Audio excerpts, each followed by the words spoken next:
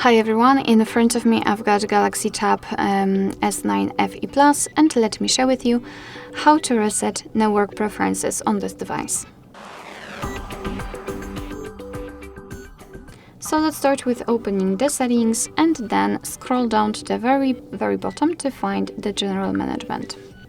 Now let's scroll down again to find the reset option. And here we have to find the option Reset Network Settings. So let's tap on it and tap on Reset Settings. Here your device is informing you that this operation cannot be undone, so just tap on Reset if you're ready.